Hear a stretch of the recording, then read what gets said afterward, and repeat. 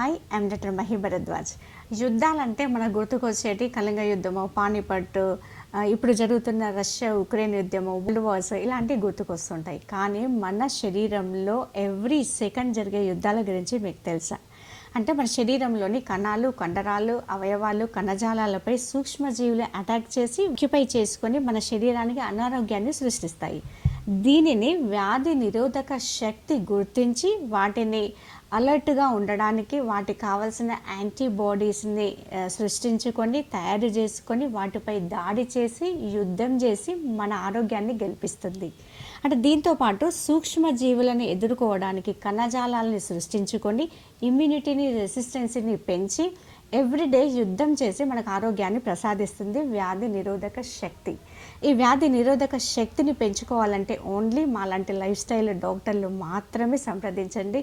మీ ఆరోగ్యాన్ని సంపూర్ణంగా పొందండి.